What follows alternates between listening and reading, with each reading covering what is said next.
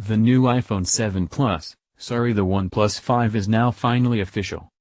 And the most striking thing about it is certainly the eerie similarity to the iPhone 7 Plus. It's basically a clone of Apple's design, featuring what looks like the same dual-camera system with the same portrait mode secondary lens in tow, the same black color, the same aluminum build and even the same crescent antenna lines. While companies originating in China have been copying Apple's designs for years on end, in recent years we have seen most of them introduce their original designs. This is why it's particularly shocking to see a high-profile handset like the OnePlus 5 reverse back to those old ways. For all else, the OnePlus 5 is a top-end Android phone for a price much lower than that of other flagships. It's got the Snapdragon 835 system chip, the most powerful on Android currently, an 8GB RAM option, the most we've seen in a phone ever, improved camera with portrait mode, and plentiful storage. In the context of OnePlus phones, though, it's also the most expensive one so far, with a starting price $40 higher than that of the OnePlus 3T. And then, the OnePlus 3T starting price was $40 higher than that of the OnePlus 3. The OnePlus 5's most notable new feature is the dual camera. It's the phone's tagline, its bread and butter, and the one component that's evolved the most. OnePlus engineers themselves admit the OnePlus 3 and 3T cameras were good, but not quite great, while the OnePlus 5 is the one to get the truly great camera. The setup is just like the one on the iPhone 7 Plus, a main, wide-angle lens and a secondary telephoto lens used to blur the background to have that bokeh effect.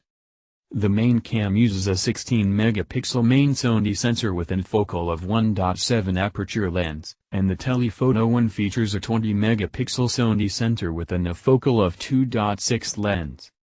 OnePlus says that this is the highest resolution dual-camera system on a smartphone today. It's not just about the resolution, though. The new portrait mode is possible thanks to a new software algorithm that ensures the subject is properly defined and well lit. Even if you use the wide-angle camera, its focal of 1.7 aperture allows the camera to capture 34% more light than the OnePlus 3T for a big improvement in low-light scenarios. OnePlus has also improved autofocusing speeds, and the new OnePlus 5 focuses up to 40% faster than its predecessor. You also have a manual Pro mode, where you get to shoot in RAW and control ISO, white balance, shutter speed, focus and exposure. A neat histogram is displayed live on the screen and you can even save two profiles to quickly recall when shooting in this mode. The other big thing about the OnePlus 5 is that it's a performance monster. It's got the Snapdragon 835 that we've seen on the Samsung Galaxy S8, and it comes in two options. A 64GB one with 6GB of RAM, or a 128GB storage model with 8GB of RAM. All of this is complemented by a 3300 mAh battery, a slightly smaller size than the 3400 mAh cell used on the 3T, but thanks to the more efficient processor and other optimizations, the OnePlus 5 comes away with a 20% better battery life than the OnePlus 3T. This is great news as the OnePlus 3T was a solid battery performer, easily getting us through a full day with screen-on time of slightly more than 6 hours.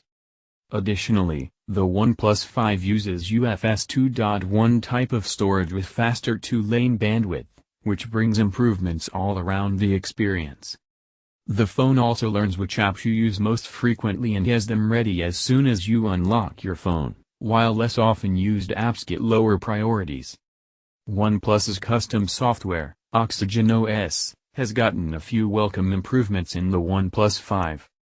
First of all, it runs on top of Android 7.1.1 Nougat, and then it supports new features like a reading mode that filters out blue light, expanded screenshots, a translucent, slide-up app drawer, auto night mode, off-screen gestures that allow you to draw letters to quickly launch apps, as well as a gaming do not disturb mode and secure box. Another small thing that's gotten better is a 20% quieter vibration motor that you can customize with 3 intensity options, and 5 incoming call patterns. You can look at the secure box screen. With secure box, You can secure private documents, photos and videos with your fingerprint or a 6-digit PIN. Files are encrypted and hidden from the phone storage for more privacy. There are a bunch of less flashy, but nonetheless important improvements in the OnePlus 5, faster 4G LTE, faster Wi-Fi, Bluetooth 5.0, dual SIM support and a carrier unlocked by default. The expanded 4G LTE bands are hugely important for OnePlus 5's global ambitions. The phone now supports 4G LTE bands for all major international and U.S. carriers, Verizon Wireless, AT&T, T-Mobile and Sprint included, but this does not mean you can actually use the OnePlus 5 on Verizon or Sprint because of the CDMA attack they use. There is still no micro SD card slot, though, and this is something that power users should keep in mind. On the specifications side, the OnePlus 5 runs on Oxygen OS built on top of Android 7.1.1 Nougat. It sports a 5.5 AMOLED 16:9 display with a 1080 by 1920 pixels resolution on a full high-definition display. The device is really thin. Best of all is that the OnePlus 5 is powered by the industry-leading processor the Snapdragon 835 up to 2.45 GHz with 6 or 8 GB RAM according to models. The OnePlus 5 has a dual camera with a 16-megapixel Sony IMX398 and a telephoto of 20-megapixel Sony IMX350. Both with large apertures.